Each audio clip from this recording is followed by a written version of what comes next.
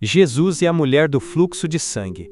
Na cidade de Cafarnaum, às margens do lago de Genezaré, aconteceu um dos fatos mais mencionados em todo o Novo Testamento no ministério de curas e de milagres da pessoa do Senhor Jesus. Inicialmente, devemos entender que Jesus nasceu na cidade de Belém, que pertencia originalmente na formação da nação de Israel, a tribo de Judá, cuja cidade tem por significado casa de pão. Ele teve sua infância e juventude desenvolvida na cidade de Nazaré, após o retorno da terra do Egito, para onde José e Maria se refugiaram, na época em que o rei Herodes intentou matar todas as crianças, de 2 anos para baixo, com o objetivo de ceifar a vida de Jesus, ainda na sua tenra idade. Nazaré tem por significado consagrar-se a Deus. Por fim, conforme o Evangelho de Mateus, no capítulo 4, no verso 13, Jesus mudou-se para as regiões marítimas da cidade de Cafarnaum, que tem por significado Cafar, igual a consolação, e Naum, igual a vila ou casa. Então significando casa da consolação. Naquele lugar, em Cafarnaum, Jesus foi recepcionado pela pessoa de Jairo, ao retornar das cercanias da região de Gadara.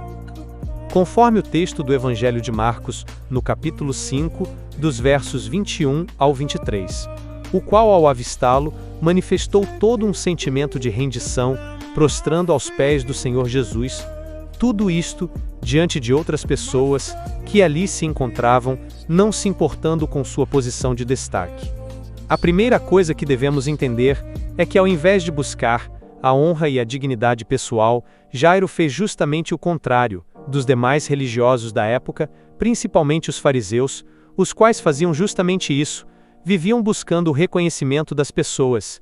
E foram por este motivo classificados por Jesus como hipócritas, ou seja, aqueles que não praticam as suas próprias palavras, e não viviam aquilo que eles mesmos pregavam.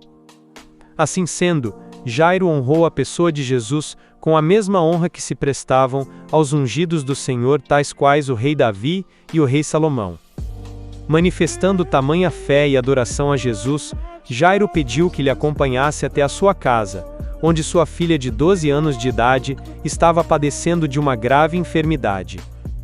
No caminho da casa de Jairo, no meio do percurso, surgiu uma mulher, a qual padecia de uma hemorragia, nos costumes das mulheres, já fazia 12 anos, e que por este motivo, havia despendido todos os seus bens, antes indo a pior.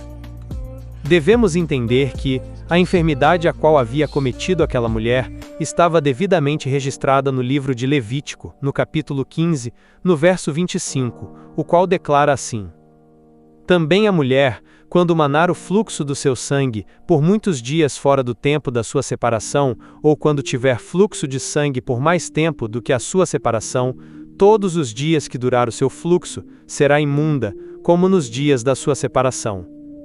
A pessoa cometida por esse fluxo de sangue deveria buscar o sacerdote, se porventura viesse a perceber o estancamento do fluxo, com a devida paralisação do sangue.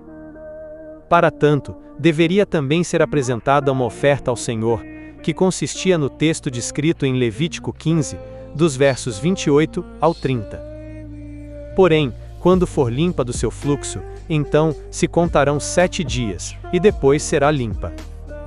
E, ao 8º dia, tomará 2 rolinhas, ou 2 pombinhos, e os trará ao sacerdote, à porta da tenda da congregação. Então, o sacerdote oferecerá um para a expiação do pecado, e o outro para o holocausto.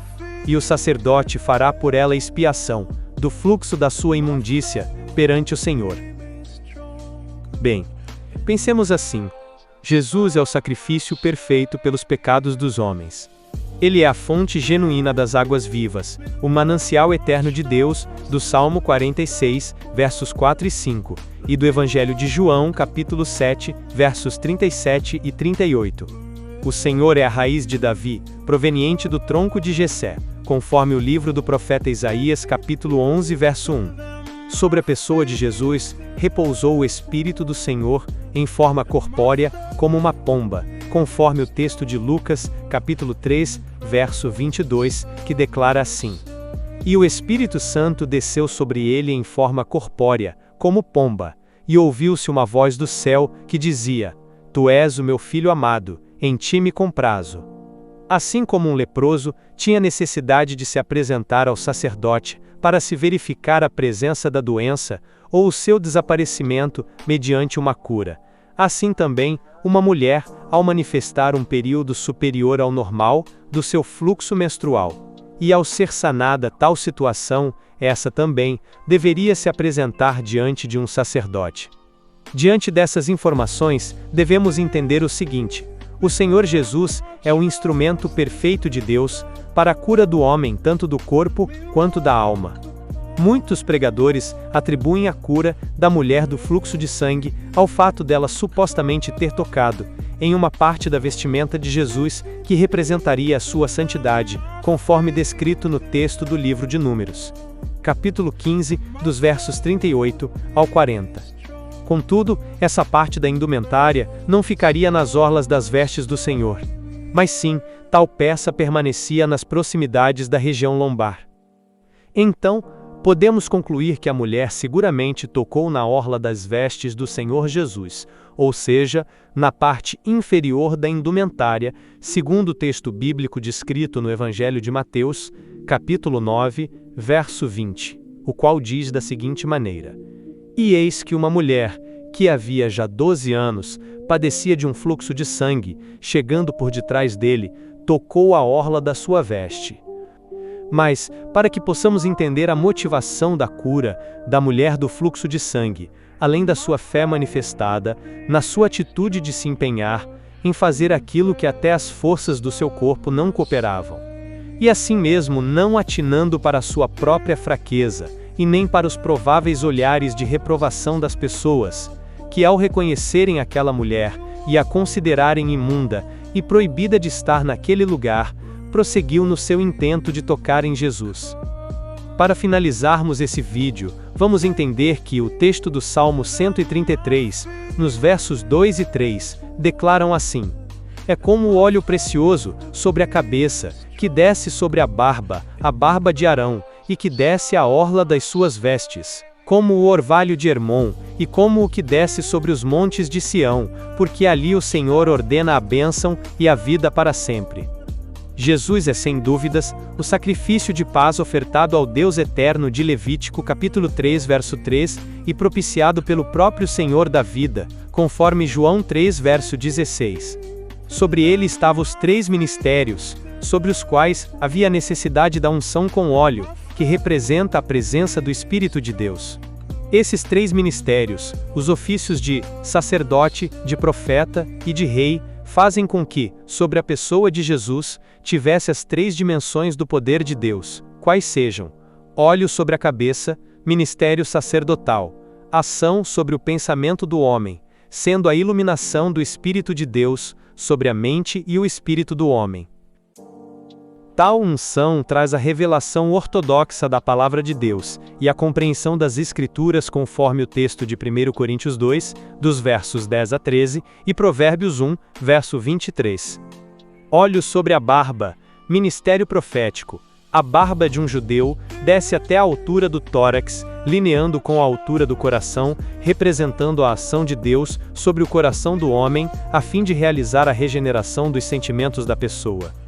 Tal unção ministra o arrependimento de atos passados e presentes, e com isso manifesta uma novidade de caráter, bem como a revelação dos acontecimentos futuros, que sobem ao coração do homem pelo esclarecimento do Espírito Santo. Jeremias 33, verso 3, 1 Coríntios 2, verso 9. Óleo sobre a orla das vestes, ministério real.